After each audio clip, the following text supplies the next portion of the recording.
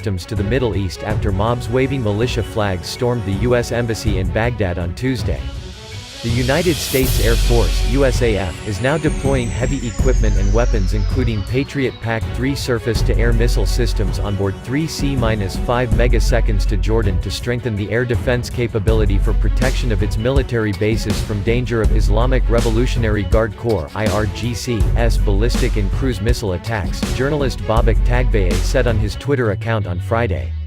According to Babak Tagbeye, the U.S. military sent modern Patriot surface-to-air missile systems to confront a potential cruise and ballistic missile strikes of IRGC Aerospace Force.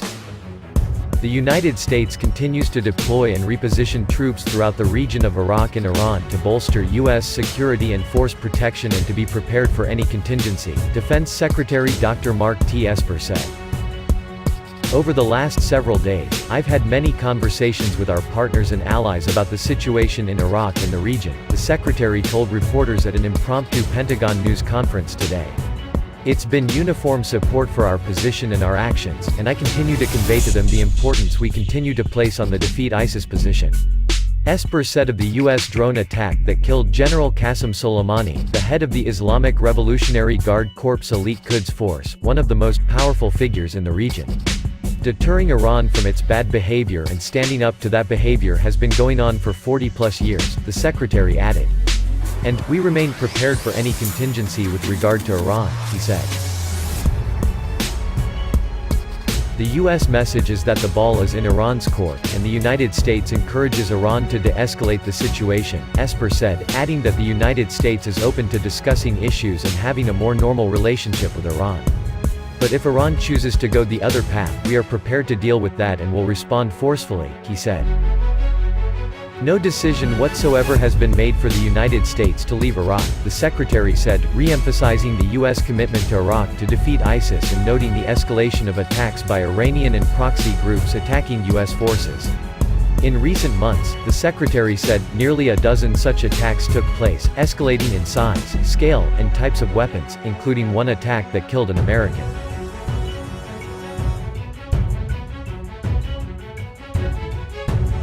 Esper said the Iranians fired 31 rockets that weren't meant to harass, but was designed to kill people and destroy things. Then we had the siege of the embassy, he added. He called the strike that killed the Quds Force leader a matter of self-defense carried out to protect Americans. When we looked at this operation, we knew there would be consequences, we knew there'd be risks, said Army General Mark A. Milley, the chairman of the Joint Chiefs of Staff, who joined Esper in briefing reporters. We didn't take any of it lightly. We knew we'd have to address the posture of U.S. Central Command troops for force protection in the immediate aftermath of this particular strike operation. We knew his history, and importantly, we knew his future. Milley said, noting that while the evidence cannot be discussed, the evidence was compelling that Soleimani was planning, organizing and synchronizing significant combat operations against U.S. military forces in the region and it was an imminent decision-making event. We would have been culpably negligent to the American people had we not made the decision we made, the general said. But even with Soleimani dead, he said, it doesn't mean the strike eliminated all threats. There's still significant risk operating throughout the Middle East, and specifically in Iraq, Milley said. As to the United States attacking Iran's cultural sites, U.S. forces will follow the laws of armed conflict, Esper said. Milley also addressed an unsigned letter from Marine Corps Brig. General William H. Seeley, the commanding general of Task Force, Iraq, that was addressed to Iraq's defense ministry. The letter was a draft that was sent out unintentionally, the chairman said. It addressed plans to withdraw American troops from the region, per the Iraqi parliament vote over the weekend to send U.S. troops home, and it was composed because the U.S. military is moving forces around, Milley said. We have increased helicopter movement in Iraq between Baghdad and Taji and other camps and stations, and we are bringing in forces from Kuwait, he explained. So there are increased levels of U.S. troops movements in rotary wing helicopters. The draft was sent to the Iraqis to get their feedback, Milley said. The long and the short of it is that it was an honest mistake by people trying to do the right things in highly dynamic situations. It should not have been sent.